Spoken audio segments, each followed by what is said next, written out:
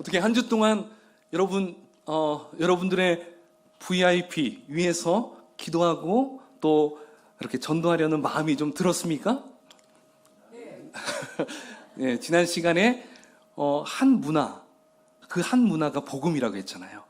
그렇죠. 그 복음을 내가 전하려는 그 마음, 각자의 VIP가 다 있을 것입니다. 뒤에 제가 좀 종이로 붙여놨거든요. 오늘 꼭 여러분들의 이름과 밑에 VIP 이름 꼭 적어주시면 감사하겠습니다. 혹시 아직 못 정했다면 아직 이번 주 다음 주까지 꼭 적어주시면 좋을 것 같아요. 자, 오늘은 너로 말미암아라는 제목을 가지고 우리가 함께 말씀을 나눌 텐데요. 이 창세기 12장 말씀, 여러분들 어떻습니까? 이 창세기 12장 말씀 많이 들었죠. 어렸을 때부터 또 수도 없이 참 많이 들었던 그 말씀, 어쩌면 12장 1절, 2절 이렇게 우리가 많이 듣기도 하고 설교 말씀도 들었을 것입니다. 근데 오늘 이 부분을 통해서 우리가 좀 새로운 그런 하나님의 메시지를 다 같이 받기를 주의 이름으로 축원을 드리겠습니다. 네, 여러분, 하나님께서는 교회를 만드셨습니다. 사람이 교회를 만든 것이 아니라 하나님께서 계획을 가지고 이 교회를 만드셨어요. 자, 그렇다면 이 교회를 만드신 목적은 무엇일까요? 이렇게 우리처럼 구원받은 형제 자매들이 모여서 나 구원받았네, 너 구원받았네 하면서 그냥 자기 구원을 보존하고 그냥 나의 구원을 자랑하고 자기 구원을 누리고 자기 구원을 더 광택 내기 위해서 하나님께서 이 교회를 만들으셨을까요? 사실 교회는 믿는 자들을 위한 조직이 아닙니다. 그러면 누구를 위한 조직이겠습니까? 바로 그것은 믿지 않는 자들을 위한 조직이 교회라는 것입니다. 그러니까 하나님께서 이 땅에 교회를 만드신 목적은 아직까지 이 하나님 나라에 들어오지 못한 자들, 하나님 나라 밖에 있는 사람들을 위해서 바로 하나님을 대신해서 그들을 하나님 나라 안으로 인도하기 위해서 만든 것이 바로 교회라는 것이죠. 어떻습니까? 여러분 제 얘기가 동의가 되십니까? 그렇죠? 그냥 우리만을 위한 공간이 아니에요. 분명히 목적을 가지고 하나님은 우리를 모이게 하셨다라는 것이죠. 사실 교회는 이중적인 측면이 있어요. 그 의미가 이중적인 측면. 하나는 구원받은 자들의 예배 공동체로서 존재해요. 그래서 믿는 성도들이 함께 모여서 주님 앞에 예배하는 것이 바로 교회다라고 말할 수가 있죠. 하지만 이렇게 우리가 예배하는 거 엄밀히 얘기한다면 그 예배하는 것이 이렇게 예배 시간에 찬송 부르고 설교 듣고 하는 것이 예배가 전부가 아니라는 것입니다. 더 엄밀히 이야기한다면 이 예배라는 것은 바로 나의 삶 가운데에서 하나님, 당신이 나의 왕이 맞습니다.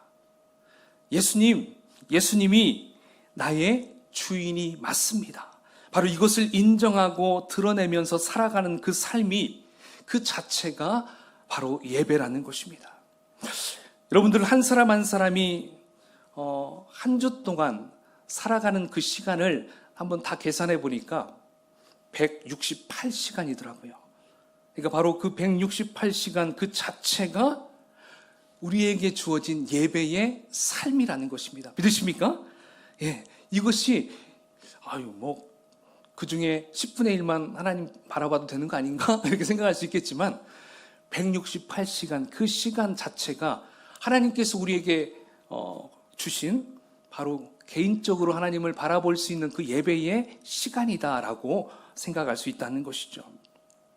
자, 그런데 그런 예배의 삶을 살고 있는 바로 개개인의 사람들을 이제 의도적으로 바로 하나의 공동체로 만드신 그 하나님의 목적이 무엇이냐면 그것은 아까도 얘기한 것처럼 하나님 나라, 그 밖에 있는 사람들을 하나님을 대신해서 하나님 나라 안으로 인도하기 위한 바로 전도적인 사명, 선교적 사명을 감당하시려고 바로 이 교회를 세우시고 이 공동체를 만들어 주셨다라는 것입니다. 그러므로 여러분 이 교회에 대한 의미를 우리가 다시 한번 잘 정립하면 좋겠다라는 생각을 해봐요. 자, 그렇다면 우리가 다시 창세기 12장 말씀으로 함께 돌아간다면 여러분 어떻습니까? 우리가 함께 봉독한 1절에서 3절 말씀 잘 알고 있는 말씀입니다. 바로 하나님께서 아브라함을 불러서 그로 말미암아 비로소 하나님의 택한 백성으로 또 하나님의 공동체를 만드는 이야기가 나오고 있죠. 그래서 오늘 본문은 우리가 성경을 보지 않고도 너무나 잘 아는 그 유명한 구절의 말씀, 그게 바로 창세기 12장 1절의 말씀이라고 생각을 해봅니다. 자, 하지만 여러분 이 말씀 중에서 여러분들은 어떤 말씀이 가장 중요하다고 생각하십니까? 가장 하나님께서 하시고자 하시는 그 말씀, 이 3절 중에서 1절, 2절, 3절 이 세 개의 절 중에서 과연 하나님께서 가장 하시고 싶은 그 말씀이 무엇일까요? 자, 대부분이 1절이겠죠? 이렇게 생각할 수가 있습니다. 자, 그렇다면 1절을 한번 같이 읽어볼까요? 시작.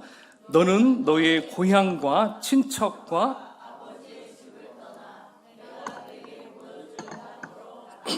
아멘. 자, 어떻습니까? 1절 말씀 너무나 중요합니다. 그렇죠? 바로 히브리서 11장 말씀에서도 이 아브라함을 믿음의 조상이라고 부르는 그 대목을 바로 1절을 통해서 그 아브라함이 믿음의 조상이다라고 말할 정도로 정말 1절이 정말 중요하게 보입니다. 자, 그런데 여러분 그 1절에 보면 무슨 땅으로 가라고 합니까? 내가 너에게 보여줄 땅. 자, 보여줄 땅이라면 과거형입니까? 미래형입니까? 미래형이죠. 그러니까 지금 현재는 어디인지 모르는 상태예요. 아브라함이 갈 바를 알지 못하는 상태예요. 그러니까 하나님께서 아브라함을 부르셨을 때는 어떤 목적지를 분명히 정해서 그곳으로 가라고 얘기해 주지 않았던 것입니다. 자, 그런데 아브라함은 어떻습니까? 어딘지도 모르는 자신의 인생을 하나님 그 말씀 한마디에 자신의 인생을 전부 드렸어요. 순종을 했어요.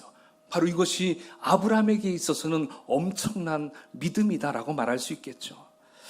사실 창세기 12장을 잘 들여다보면 6절과 7절에 가서 보면 바로 하나님께서 정해주신 목적지가 바로 나와요. 예. 그 부분을 한번 같이 읽어볼까요? 과연 어디가 하나님께서 말씀하신 목적지인지 함께 읽어보겠습니다. 시작. 아브라함이 그 땅을 지나 세겜 땅 모래 상수리 나무에 이르니 그때에 가나안 사람이 그 땅에 거주하였더라.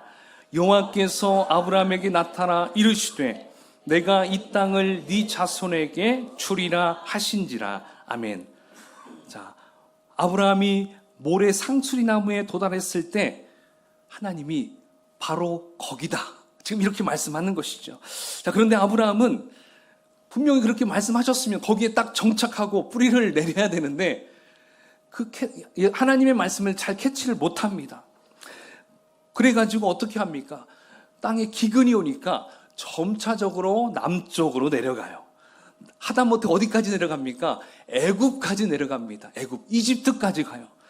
자, 이집트에서 무슨 일이 벌어졌습니까? 자신의 사랑하는 아내, 이 사례를 바로왕에게 뺏길 뻔했어요. 예. 그러니까 정착했으면 문제 없었는데 계속 내려가다 보니까 그러한 어려움에 처하는 것을 볼 수 있었습니다. 그러니까 아브라함은 그때까지도 하나님께서 정해주신 땅이 분명히 있었음에도 갈팡질팡하였던 걸 볼 수 있어요. 자, 그러면 여러분, 이 아브라함은 언제 하나님께서 주시고자 하신 그 땅이 바로 거기라는 것을 언제 알았을까요? 그것은 자신이 데리고 다니던 이 조카 롯과 헤어질 때 거기에서 하나님이 보여주신 땅을 그때서야 인지합니다. 그 전에는 왔다 갔다 저기 갔다 혼란스러웠어요.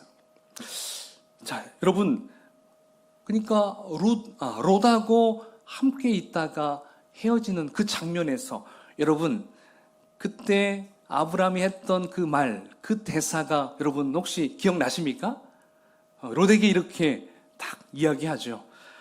롯아, 네가 우하면 내가 좌하겠고 네가 좌하면 내가 우하겠다. 자, 이렇게 딱 얘기했더니 롯은 어디를 선택했습니까? 가장 좋은 땅, 젖과 꿀이 흐르고 마치 에덴과 같은 소알, 이 소돔을 딱 선택하죠. 그러니까 얌체같이 아주 좋은 땅을 홀딱 자기가 선택을 했다라는 것이죠. 여러분, 이때 아브라함의 마음이 어땠을까요? 상당히 씁쓸했을 것입니다. 이놈 삼촌에 대한 존중이 전혀 없네, 이렇게 속으로 이런 마음이 있었을 거예요. 자, 바로 그때 아브라함의 그 마음을 잘 아신 하나님께서 그에게 임하셔서 위로해 주시며 다시 한번 전에 약속했던 것을 이번에는 더 구체적으로 보여줍니다. 아브라함아, 지금 네가 서 있는 곳에서 동서남북을 바라봐라. 네가 보고 있는 동서남북의 모든 땅을 내가 네 자손에게 영원히 주겠다. 내가 네 자손을 땅의 티끌같이 셀 수 없을 정도로 주겠다. 네가 그 땅을 종과 횡으로 다니는 대로 내가 너에게 다 주겠다. 할렐루야. 하나님은 아브라함에게 이러한 말씀을 하시면서 그에게 위로해 주시고요. 그에게 다시 한번 분명한 그 목적을 제시해 주는 걸 볼 수 있어요. 자, 이렇게 아브라함은 그제서야 여기가 약속의 땅이었구나, 이것을 깨닫게 되죠. 여러분, 하지만 실제로 아브라함은 죽을 때까지 하나님께서 주신 모든 땅을 받지 못했어요. 겨우 자기 안에 그 사라에 묻은 막벨라 굴 하나만을 받게 됩니다. 그렇지만 아브라함은 평생을 살면서 하나님의 약속을 의심하지 않고 온전히 믿었기 때문에 믿음의 조상이 되었습니다. 자, 여러분, 오늘 우리는 이렇게 1절에서 아브라함을 통해서 신앙인들에게 요구되는 것, 바로 세 가지를 찾을 수가 있는데요. 그 세 가지는 바로 이거예요. 믿음, 순종, 헌신. 바로 믿음과 순종과 헌신을 이 아브라함을 통해서 우리가 배울 수가 있습니다. 그렇지만 여러분, 이 세 가지는 우리가 신앙생활할 때 절대적으로 필요한 것이지만 바로 그 자체가 어떤 신앙의 목표는 될 수가 없다는 것입니다.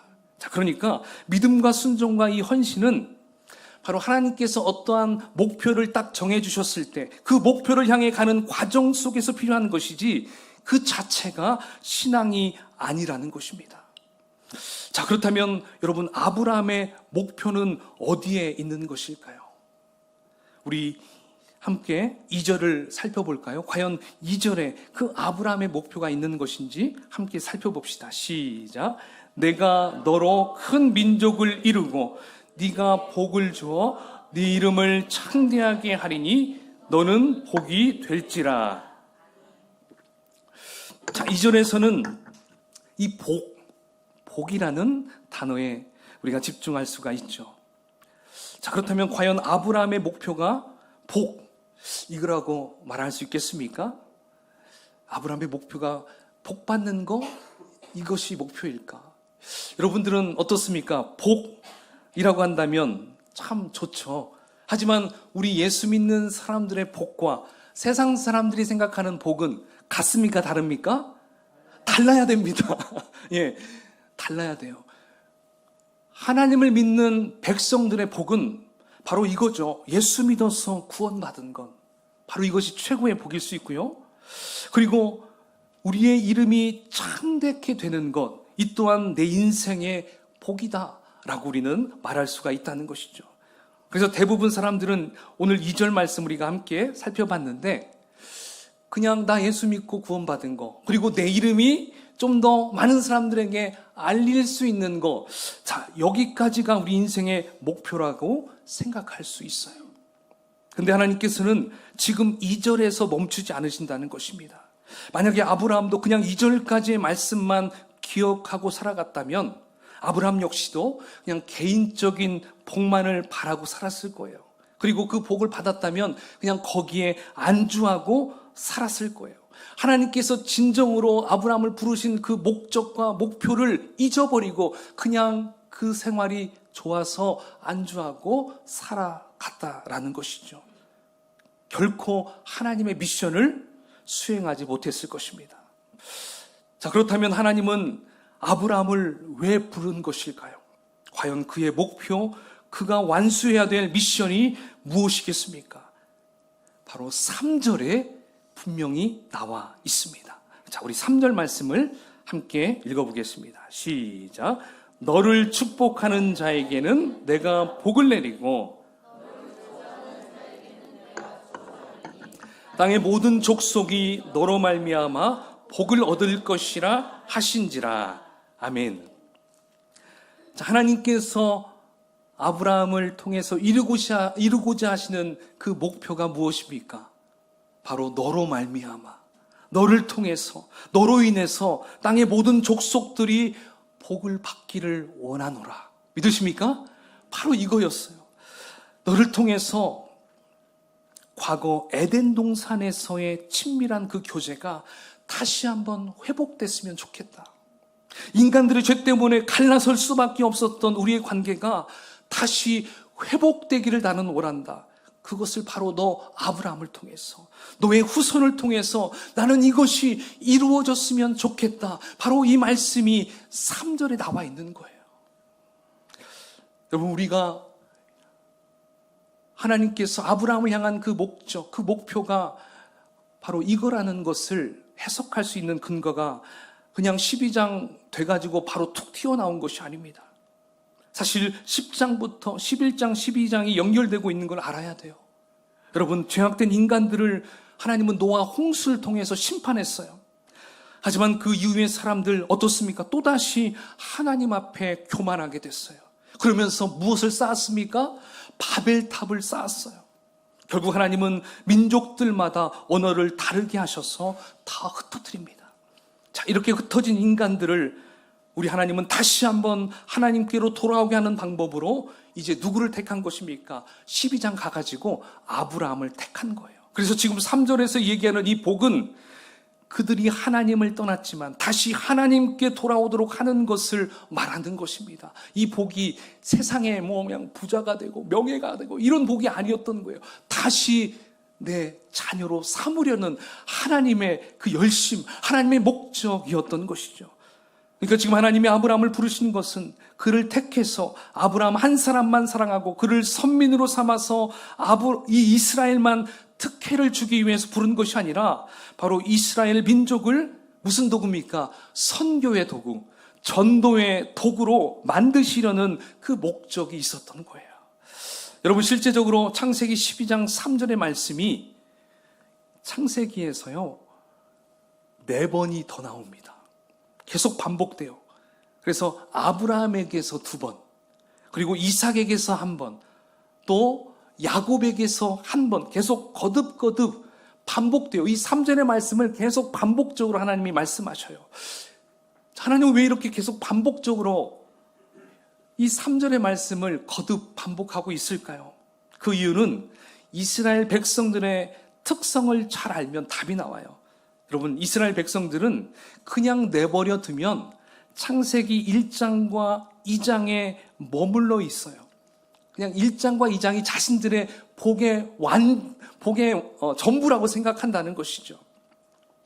자, 이게 무슨 말이냐면 하나님이 말씀하지 않으면 이들은 하나님이 자기들에게 약속한 복만을 붙잡고 자신들만 택한 백성이고 자신들만 특별한 민족이라고 여긴다는 것입니다.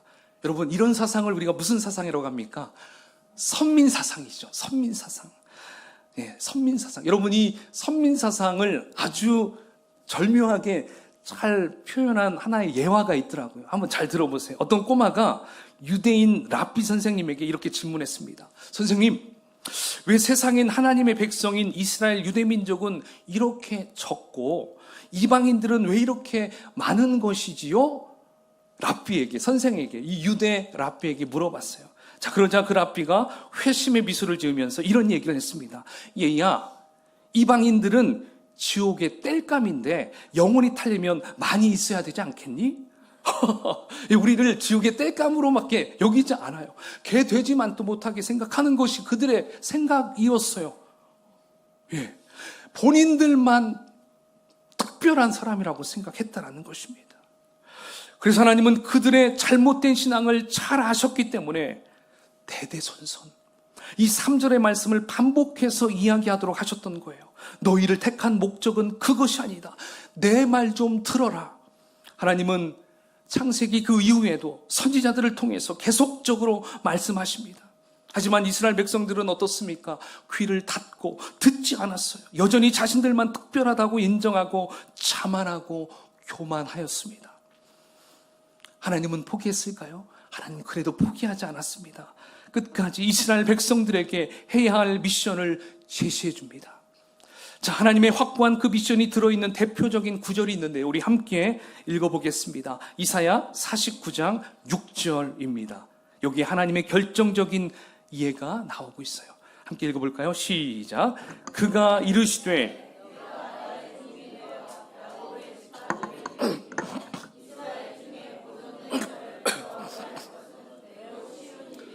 내가 또 너를 이방의 빛으로 삼아 나의 구원을 베풀어서 땅끝까지 이르게 하리라. 아멘. 자, 지금 하나님께서 이 대목에서 쉬운 일이라고 소개되는 게 나와요. 자, 쉬운 일은 뭡니까? 그것은 야곱의 12지파를 회복시키는 거. 이거 쉬운 거야. 이스라엘 중에 보존된 자는 하나님이 보호하시는 자, 이들을 돌아오게 하는 거 쉬운 일. 그러니까 이스라엘 백성들을 의미하는 것이죠. 그들이 나에게 돌아오게 하는 것은 그리 어려운 것이 아니야. 쉬운 일이야. 지금 이렇게 말씀하고 있습니다. 그러니까 하나님께서 이게 쉽다라는 것은 뭐예요? 그 다음에 해야 될 일이 있다는 것을 의미해요. 그렇죠? 근데 그 다음 해야 될 일이 너무나 중요하다는 거예요. 그래서 그것을 말씀하고자 했던 거예요. 자, 그 중요한 일이, 그 다음 해야 될 일이 무엇인가요? 자, 6절 하반절에 보십시오. 내가 또 너를 이방의 빛으로 삼아 나의 구원을 베풀어서 땅끝까지 이르게 하리라. 이거예요. 이스라엘아, 나는 너를 나의 빛으로 삼기를 원한다. 그래서 너희들을 통해서 땅끝까지 곳곳으로 보내서 이방 민족들을 구원하게 만들 것이다. 바로 이것이 그 이스라엘 백성들, 그들을 부르신 목적이라고 말씀하고 있는 것입니다. 자, 분명 이렇게 하나님께서 또 하나님의 선지자들을 통해서 이렇게 말씀을 하시는데도 이스라엘 백성들은 듣지 않았습니다. 결국 하나님은 이스라엘 이 백성들을 하나님의 그 장편 드라마 속에서 계속 주인공으로 세워주려고 했는데 이제 주인공에서 하차시킵니다. 하차시켜요. 이제 새로운 시대를 엽니다. 그 시대가 무슨 시대일까요? 신약 시대입니다. 구약 시대는 그들이 이루지 못했어요. 이제 신약 시대를 열어주시죠. 여러분, 이 신약 시대는 어떻게 진행이 되겠습니까? 이스라엘과 율법 대신해서 이제는 예수 그리스도와 성령의 임재하심과 완성된 복음을 통해서 시작하시는 걸 우리는 알 수 있잖아요. 하지만 신약 시대에 와서도 유대인들은 여전히 선민 사상이 계속 반복되는 걸 볼 수 있습니다. 그래서 하나님께서는 그들의 오만하고 이기적인 생각을 바꾸시려고 누구를 보냈습니까? 예수 그리스도를 보내주셨습니다. 하지만 그 예수님을 자신의 독생자 아들을 보내줬음에도 불구하고 철저히 예수님을 외면하고 무시하고 결국은 죽이기까지 했다는 것이죠. 여러분, 유대인들의 이 선민 사상은 예수님의 제자들까지도 마음껏 복음을 전하지 못하게 했어요. 결국 그 제자들 모두 다 순교를 당할 수밖에 없는 그런 참으로 안타까운 그런 상황을 우리는 알 수 있지 않습니까? 그러므로 여기서 우리가 기억해야 할 것은 바로 창세기 12장 1절과 2절에만 머무르게 되면 그 결과가 이렇게 된다는 것입니다. 오히려 복음 전도의 장애물이 되고 방해가 될 수밖에 없다는 것을 우리는 알아야 한다는 것입니다. 여러분, 그렇다면 지금 이 시대 교회는 어떻습니까? 좀 달라진 것 같습니까? 교회는 교회 구실을 잘 하고 있는 것 같습니까? 교회가 처음 시작할 때는 어떻습니까? 다른 거 보지 않죠? 왜요? 힘드니까, 어려우니까, 또 물질적으로 막 버거우니까. 우리 조이필 교회가 처음 개척됐을 때 어떻습니까? 정말 한마음 한뜻이 되어서 한 분 한 분이 너무 소중함에 대해서 많이 느꼈습니다. 그리고 때로는 재정적으로 힘들어서 막 허덕일 때도 있었고요. 예, 야, 이거 어떻게 이걸 하나님께서 끝까지 붙잡고 가실 수 있을까? 그러한 정말 위기에 처해 있을 때도 있었습니다. 그렇죠? 근데 여러분, 이렇게 개척교회로서 처음 그 마음은 참 좋은데 시간이 갈수록 교회가 커지고 성도 수가 많아지고 재정이 풍부해지면 어떻게 될까요? 바로 이 재정을 보존하고 아끼고 아껴서 과연 다음 세대에 물려주는 것, 그게 여러분 맞을까요? 저는 그건 아니라고 생각이 됩니다. 왜냐하면 교회는 비즈니스가 아니에요. 어떤 주식회사도 아닙니다. 그렇죠?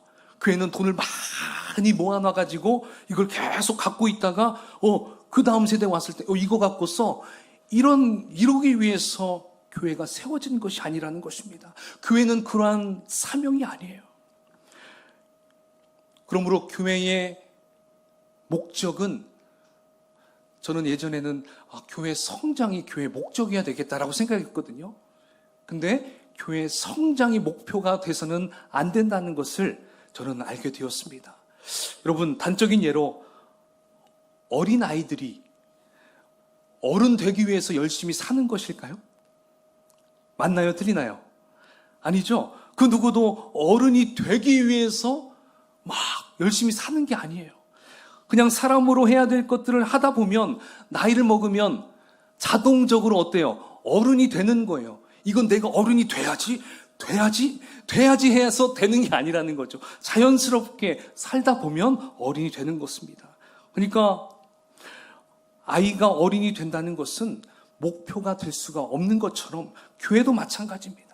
교회도 성장하기 위해서 그 성장을 목표로 삼고 달려가는 것은 하나님이 원하는 교회의 목적이 될 수가 없다는 것입니다. 마치 이것은 마차를 말 앞에다 매다는 것과 똑같아요. 말이 안 되는 거죠. 예. 말 뒤에 마차를 매야 달려갈 수 있잖아요. 근데 마차를 말 앞에다 매다는 것과 똑같다는 것입니다. 물론 교회가 크게 성장이 된다는 것은 사실 개척교회 목회자로서는 열망되고 부럽고 선망의 대상일 수 있어요. 그러나 정말 중요한 것은 교회가 어떠한 방향으로 나가야 하는가, 이것이 더 중요합니다. 교회가 방향을 잃어버리면 교회는 점차적으로 고상한 종교인들이 모여드는 사교장으로 바뀔 수 있어요. 예배는 마치 콘서트장이 될 수가 있어요. 메시지 시간은 그냥 마음 맞는 사람들끼리 모여가지고 마사지, 메시지가 아니라 마사지를 딱 받고 돌아가는 것 같은 곳으로 바뀌어버릴 수 있어요. 여러분, 혹시 이런 교회를 꿈꾸고 계시는 건 아닙니까? 그러면 안 되겠죠. 하나님의 교회는 결코 그래서는 안 될 것입니다. 바로 교회는 예수 그리스도의 핏값으로 사신 주님의 몸입니다. 믿으십니까? 우리가 창세기 12장 1절과 2절에만 머물러 있으면 유대인들만, 이스라엘 백성들만 자기들만 특권을 누릴 자로만 생각하는 것과 같이 우리도, 교회도, 이 땅의 수많은 성도들도 그렇게 여길 것입니다. 결국 그렇게 해서 어떻게 됩니까? 본인만 알아요. 하나님과 멀어집니다. 타락하게 됩니다. 그리고 다른 사람들을 들어오게 할 수 있는 그런 마음의 여유도 전혀 없어요. 그렇다면 우리는 몇 절까지 가야 될까요? 오늘 12장 3절까지 우리는 가야 될 줄로 믿습니다. 바로 거기를 통해서 우리를 부르신 목적, 교회를 부르신 목적과 사명을 우리가 기억하고 순종해야 한다는 것입니다. 땅의 모든 족속이 너로 말미암아 복을 얻을 것이다. 땅의 모든 족속이 조이풀 교회로 말미암아 복을 얻을 것이다. 땅의 모든 족속이 바로 여러분 자신의 이름으로 말미암아 복을 얻게 될 것이다. 할렐루야. 우리가 이것을 분명히 인식하고 그것을 마음에 늘 생각하며 살아가야 한다는 것입니다. 여러분, 미션, 영어로 미션입니다. 맞죠? 사명도 영어로 미션입니다. 선교도 영어로 미션입니다. 따라서 교회의 사명은 뭐가 될까요? 바로 선교가 돼야 될 줄로 믿습니다. 믿으십니까? 선교가 뭐예요? 바로 영혼 구원하는 것입니다. 이것은 선택이 아니라 필수입니다. 필수.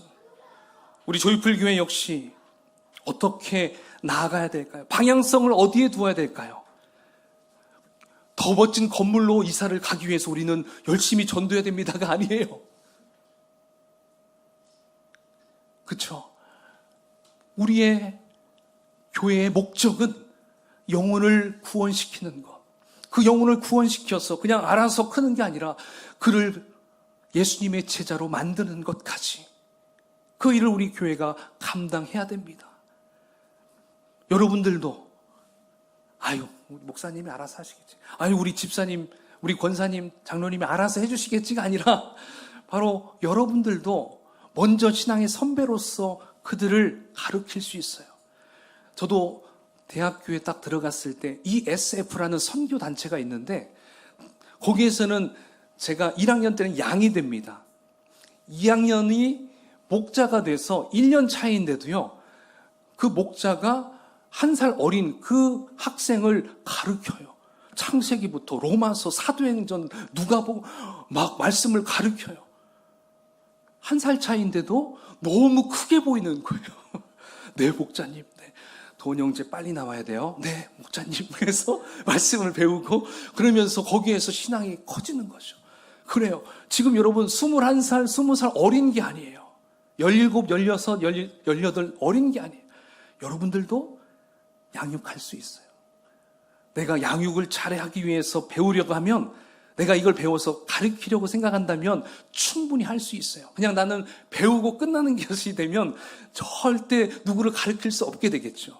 그러므로 여러분, 생명의 삶을 배우는 우리 청년들도 잘 배워서 누군가에게 또 가르칠 수 있는 바로 그러한 목자의 삶을 살 수 있다는 것이죠.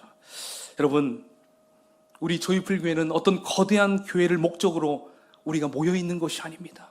바로 영혼을 살리고 구원하고 하나님의 처음 디자인된 모습을 찾고 다시 회복시키는 교회로 만들기 위해서 우리가 모인 줄로 믿습니다. 바로 저와 여러분이 바로 이러한 하나님의 꿈과 목표와 미션을 이루어드리는 거룩한 하나님의 백성이 되시기를 주의 이름으로 축원을 드리겠습니다. 아멘.